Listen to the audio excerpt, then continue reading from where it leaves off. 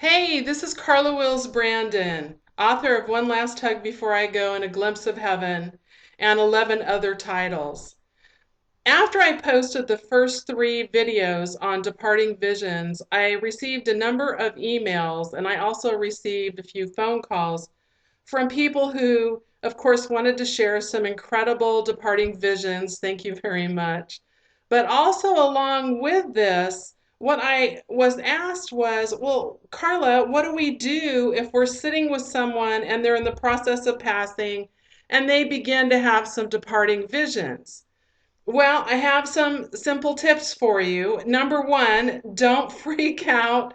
Don't jump up. Don't run out of the room. It's really okay. Sometimes it can be a bit unnerving when our loved one who is getting ready to pass over does begin talking to someone who's not in the room.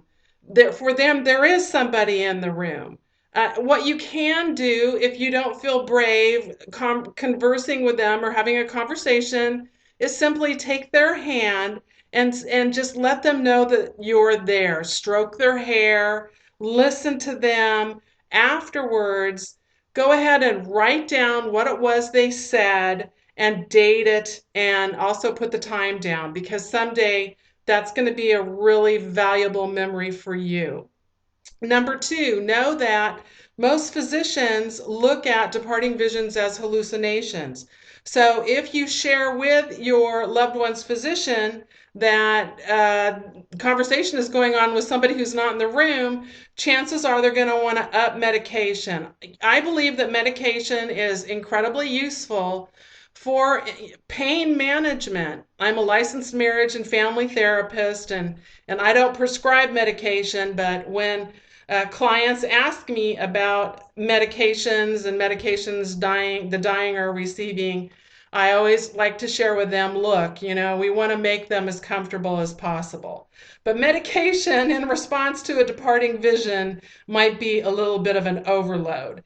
Number three, if you are feeling brave, go ahead and start asking some questions. When my mother-in-law was passing, she began saying, Malpa, Malpa. Well, Malpa means monkey in Polish, and that's what she used to call my father-in-law.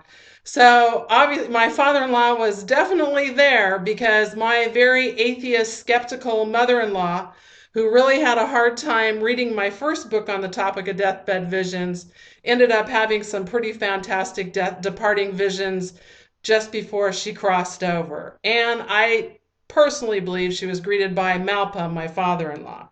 So there you have it, gang. If you don't feel comfortable saying anything, just let your loved one know you're there. Number two, understand that most physicians see departing visions as hallucinations, so be cautious. If you have a really good physician that you trust who understands departing visions, who maybe has some experience with hospice, they're going to be right there with you, probably giving you some great information.